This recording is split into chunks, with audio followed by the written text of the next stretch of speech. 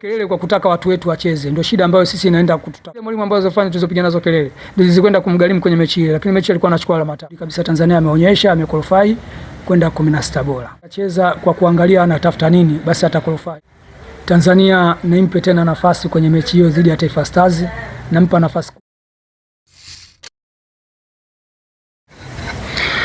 Mmoja ya watu ambao waliweza kutabiri mchezo wa Taifa Stars dhidi ya Tunisia alikuwa ni Mbungo Jeyala, ambaye aliweza kunihakikishia kwamba timu ya taifa la Tanzania, nikimaanisha Taifa Stars, itaweza kufuzu kwenda hatua ya 16 bora. Ni bwana Mbungo Jeyala ambaye hii leo nimeweza kuongea naye mambo kadha wa kadha juu ya timu ya taifa na hususa juu ya utabiri wake ambao aliweza kuutoa kabla ya mchezo dhidi ya Tunisia. Lakini kama wewe bado hujasubscribe channel yetu, basi subscribe ili usiwe unapitwa na taarifa mbalimbali ambazo tumekuwa tukikusogezea, hususa ni za kimichezo ambazo zinagonga vichwa vya habari hapa kwetu nchini Tanzania. Bwana Mbungo Jeyala, uhali gani ndugu yangu? Mimi namshukuru Mungu tu, mwingi wa rehema, mwenye kunemesha neema kubwa na ndogo. Niko usalama, sijui wewe ndugu yangu. Bana, mimi nashukuru Mungu pia. Bana, ule utabiri wako ni kama umefanya kazi kwa Taifa Stars. Naam, ni kweli. Mmoja ya interview yako siku ile mechi ya mwisho dhidi ya Tunisia, nilikwambia uliniuliza unaipa nafasi gani Tanzania, nikakwambia Tanzania naipa nafasi ya kuqualify kwenda hatua ya 16 bora. Na kweli mechi nzuri kabisa Tanzania ameonyesha amequalify kwenda 16 bora. Taifa Stars yanaungana na mataifa makubwa barani Afrika ambayo yamefanya yana historia kubwa katika uso wa soka Afrika. Unamwona wapi Taifa Stars katika 16 bora hizo za timu ambazo ameingia nazo katika michuano ya AFCON inayofanyika pale nchini Morocco? Mimi kwanza tumshukuru, kwanza tuzungumze kwenye mchezo uliopita kabla tujaenda kuyaangalia mataifa mengine. Ni kweli kabisa tukili Tanzania anafuzu, lakini anakwenda kukutana na mataifa makubwa kwenye mpira ambayo ni mazoefu kwenye mashindano haya kwenye hatua hizi alizokuepo sasa. Lakini kiwango bora nilizungumza hata kwenye interview yako ya kwanza, kwa kama Tanzania atacheza kwa kuangalia anatafuta nini, basi ataqualify. Ni kweli kabisa Miguel Gamondi na kikosi chake anakuja kwenye kikosi chenye mabadiliko tofauti na kikosi kilichotoka mechi na Uganda. Anakuja kwenye mabadiliko kabisa, alikuja akijua kabisa mimi kwenye mchezo huu nahitaji ushindi ama sare, nikipata sare kwenye kundi langu napita. Kweli kabisa Tanzania amecheza hivyo, wachezaji wamejitoa, wamejituma kwenye mbinu za mwalimu, walimsikiliza mwalimu nini anakitaka, wamefanikiwa kwenye hilo, wanavita kwenye hatua ya 16 bora, wanakwenda kukutana dhidi ya mwenyeji. Mechi ngumu sana kwa Tanzania. Ukiangalia uchanga wao kwenye hatua aliyokuwa nayo, kikosi alichokuwa nacho yeye na kikosi alichokuwa nacho Morocco. Kwa hiyo miongoni mwa kile ambacho yeye ameingia na anakwenda kukifanya, mimi naamini kabisa Tanzania nimpe tena nafasi kwenye mechi hiyo dhidi ya Taifa Stars. Nampa nafasi kubwa sana. Nikimwangalia Morocco jinsi anavyocheza, naamini kabisa Tanzania akijituma kama alivyojituma kwenye mechi iliyopita, anafuzu kwenda robo finali. Kuna baadhi ya wachambuzi ambao naweza kusema wachambuzi kuchwala wenyewe, mnasema kwamba waliweza kutoa maneno ya kashfa kwenda kwa mwalimu Miguel Gamondi, ambaye wachambuzi wengi na Watanzania wengi hawakuweza kumuelewa juu ya mipango yake ndani ya timu hiyo, hususa katika eneo la sabu, ambapo tumeona mara kadhaa akibadilisha, akifanya rotation ndani ya kikosi hicho. Tumeona mara kadhaa Mbwana Samata akianzia nje, akianza Kevin John, mechi nyingine akianza Mbwana Samata, Kevin John akiwa nje. Lakini pia tumeona mechi nyingine Haji Mnoga akicheza namba 2, lakini mechi nyingine tunamwona Shomari Salum Kapombe. Wewe hili unalizungumziaje? Na mechi inayofuata ni dhidi ya mwenyeji Morocco, na Taifa Stars unaiona wapi? Lakini pia unazungumziaje hichi ambacho kinazungumzwa na watu wengi, hususa ni mashabiki wa Tanzania, lakini pia wachambuzi wa Tanzania? Sasa unauliza kitu kizuri sana ndugu yangu. Kwanza Watanzania tunapaswa kuondokana kwenye zile dhana za fulani za kuhisi fulani. Unajua tunatakiwa kwanza tuheshimu sana mwalimu, tuheshimu mbinu za walimu. Unajua sisi tunayekaa huku nje ni tofauti, tuna tofauti kubwa sana na benchi la ufundi ambao muda wote wanakaa na timu hiyo. Kwenye uwanja wa mazoezi mwalimu ndo anaangalia nini, mbinu zake zikoje, anahitaji watu wa aina gani, akacheze kwenye mifumo gani. Unajua sisi tunapiga kelele kwa kutaka watu wetu wacheze. Ndio shida ambayo sisi inaenda kututafuna. Tunataka watu wetu wacheze ama tunataka mchezaji wa timu yangu acheze. Hii ni Taifa Stars. Si timu ya timu zetu hizi ambazo tunazoshabikia huku nyumbani. Sawa, Taifa Stars ni muunganiko wa timu za hapa nyumbani na wale wa Tanzania ambao hawapo nyumbani. Sifu sana Miguel Gamondi. Ukiangalia kwenye aina ya kikosi ambacho anacho na aina wachezaji wanaocheza, wapo ambao wanawalaumu kwa sababu wachezaji labda wa timu fulani hawajacheza, hususan wanaopiga kelele ni wachambuzi.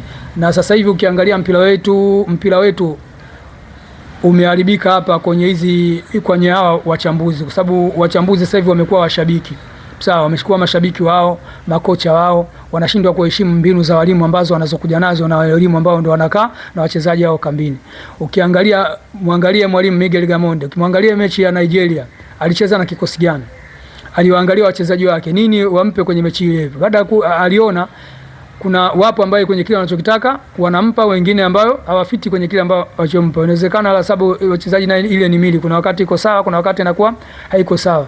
Unakwenda kwenye mechi ya Uganda, mwalimu aliangalia Uganda, akawaangalia na kikosi chake kuchezeza mwanzo na wiki ambayo wanakwenda kujipanga kwenda kwenye mchezo huu. Mwalimu alikuja na mabadiliko kwenye kikosi. Alikuja akamwanzisha kijana mdogo Kevin John mbele. Lengo lake alihitaji wepesi wa yule kijana.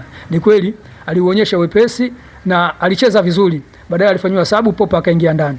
Lakini ukiangalia kabisa zile safu zile mwalimu ambazo zafanya tulizopiga nazo kelele ndio zilikwenda kumgharimu kwenye mechi ile, lakini mechi alikuwa anachukua alama 3. Sawa, sababu zikaja zikamgharimu. Mwalimu amejifunza kulingana na ile. Anakuja kwenye mechi ngumu ya mwisho, mechi ya maamuzi. Tanzania anahitaji kufuzu, kuqualify kwenda kwenye hatua inayofuata. Mwalimu akusikiliza, ni msifu sana kwanza kusikiliza mitandao wala wachambuzi. Mwalimu alikwenda kujiamini yeye mbinu zake na kuamini kile anachokifanya yeye mchezaji kwenye uwanja wa mazoezi. Anakuja na mabadiliko tena ya kikosi. Kikosi kilicheza vizuri sana. Hatua za mwisho wengi walipiga kelele, ukiangalia hapa ndio wengi walipiga kelele, lakini kelele zile zilikuja kuzimwa baadaye baada ya kusikia Tanzania imefanyaje, imequalify. Mwalimu alikuja kufanya sabu mwisho, wengi hawakuzielewa zile sabu, lakini kwa mtu wa mpira na kujua, anayejua kabisa mwalimu kwa nini anafanya sabu hizi, alimuelewa mwalimu. Mwalimu ukiangalia alikuja kufanya sabu nyingi sana za watu wa nyuma. Mwalimu aliangalia kwa sababu mpira wakati sisi tunacheza na makundi mengine huko yanachezwa, mwalimu matokeo pale anapata kwa watu wengine. Sawa, aliona kabisa kumbe mimi nahitaji sare hapa. Mwalimu alikuja na mbinu ya kuitafuta sare. Aliweka watu wengi nyuma kwenye kuzuia ili mechi ishe sawa. Ingawa Tunisia alijitoa sana. Lengo Tunisia alikuwa apate alama 3. Anapata sare, Miguel Gamondi anafuzu kwenye hatua iliyofuata, hatua ambayo hakuna mtu yoyote ambaye ameweza kuivusha Tanzania.